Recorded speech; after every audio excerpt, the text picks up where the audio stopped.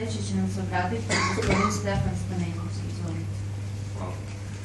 Dame i gospodo novinari, svoje lično ime i u ime Srpskog sabora Zavetnici i pokreta kom pripadam i u ime svih nas želim da vam se zahvalim što ste se danas uopšte i pojavili na ovoj našoj konferenciji za štampu. Nažalost, nemamo često prilike da u javnosti govorimo o stavovima najvećeg dela srpskog naroda, jer su mediji definitivno pod kontrolom određenih krugova i centara moći koji ne rade u korist srpskih nacionalnih interesa. Nadam se da ćete ovo što smo danas ovde izneli i što ćemo reći preneti onako kako to dolikuje, jer smo do sada imali priliku da nas nazivaju klerofašistima i raznim drugim imenima samo iz razloga zato što se zalažemo za osnovne moralne principe i načela koji su utkani u dušu srpskog naroda.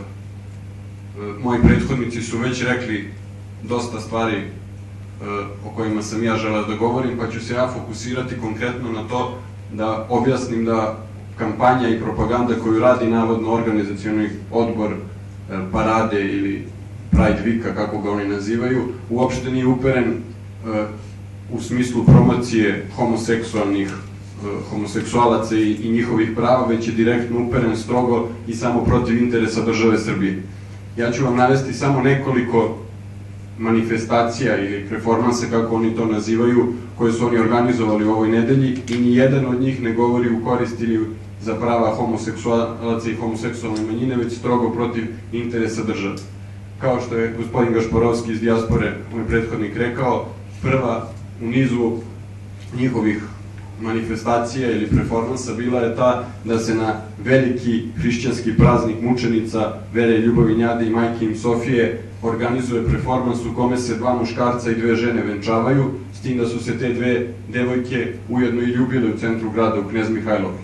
Ja bih hteo da istaknem da je jedna od osoba koja je učestvovala u tome, devojka koja je bila obučena u venčanicu, članica ili aktivista Fonda za humanitarno pravo Nataše Kandić, da je na svojim blogovima, internet prezentacijama u više navrata podržavala nezavisnu državu Kosovo, nelegalne institucije, da je odlazila tamo i da se upravo postavlja pitanje ko finansira te ljude, jer je očigledno da se oni bave samo onime što razgrađuje srpsko društvo, srpsku tradiciju, kulturu i samu državu. Druga akcija, to jest projekcija filma na koji bi se takođe posebno osvrnulo, to je film Klip. U tom filmu nijednom rečju se niti pominju, niti se ne govori se uopšte o homoseksualcima, njihovim pravima, već se govori o tome da je srpsko društvo retrogradno, govori se o tome da srpska mladost je devijantna, da se ne ponaša u skladu sa normama i vrednostima koje mi gajimo kao država.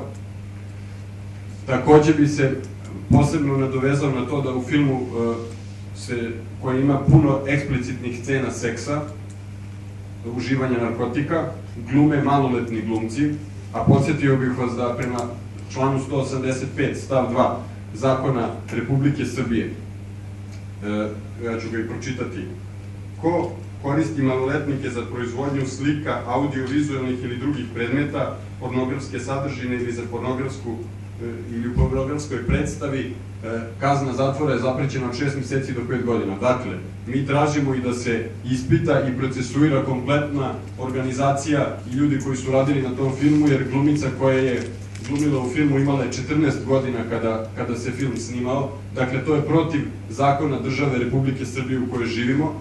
Naglasio bih da je film zabranjen za prikazivanje u Ruskoj federaciji, da je ministar Ruske federacije za kulturu, gospodin Medinski, i kao ministar, i kao umetnik, jer je on režiser, i kao čovek kritikovao taj film, da je Rusija 2010. uvela jedan mlad zakon koji takođe predlažemo da se usvoji. Ja ću vam pročitati i ruski zakon kako glasi. Zakon je o zaštiti maloletnika od informacije štetnih po njihovo zdravlje i razvoj.